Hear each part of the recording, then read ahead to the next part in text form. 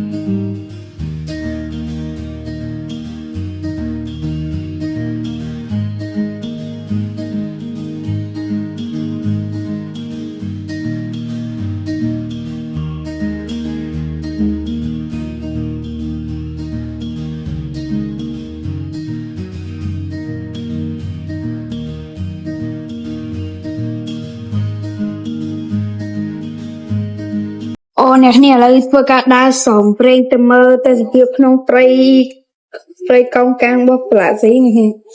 ឡូវយើងធ្វើការទៅផ្ទះខ្ញុំឲ្យអ្នកគ្នាមើលទៅអ្នកគ្នាមកផ្ទះខ្ញុំអ្នកគ្នាបាត់តែធ្វើថ្មីអ្នកគ្នាបាត់គឺវាស្អាតដែរអ្នកគ្នាឥឡូវយើងឡើង spawn ទៅផ្ទះទៅអ្នកគ្នាបាត់តិចទៀតនឹងទៅដល់ហើយ2 1នេះអ្នកគ្នាបាត់គឺជាផ្ទះថ្មីរបស់ខ្ញុំអ្នកគ្នាបាត់អ្នកគ្នាអាចមើលបានតែខ្ញុំតែធ្វើរៀងយូរដែរអ្នកនេះ3ថ្ងៃ4ថ្ងៃដែរនេះពីឆាតអីហ្នឹងមានមកកោកដែរអ្នកនេះបាទហើយលុយខ្ញុំមានគួរសមអ្នកនេះបាទ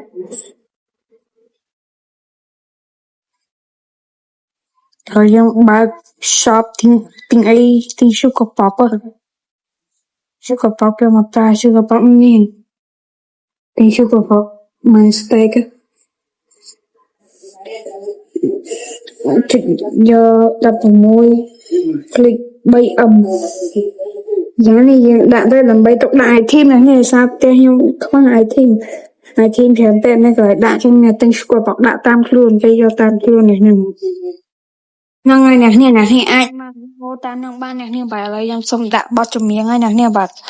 ដោយសាររៀងបញ្ញាប់ដែរអ្នកនេះដោយសារវីដេអូនេះខ្ញុំកាត់រៀងលឿនណាស់អ្នកនេះបញ្ញាប់បានមានវីដេអូអ្នកនេះ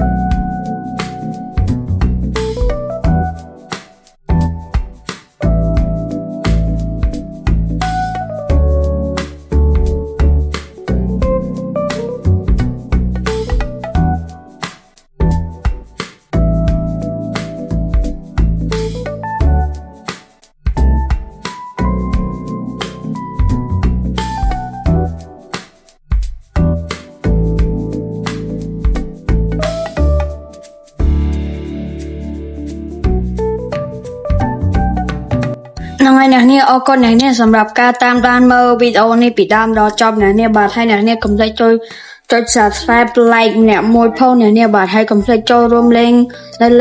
នៅក្នុង server ផងអ្នកនាងបាទដើម្បីបាន click អ្នកនាងបាទ click ខ្ញុំចែកអ្នកនាងបាទអញ្ចឹងអរគុណអ្នកនាងសម្រាប់ការតាមដានពីដើមដល់ចប់អ្នកនាងបាទ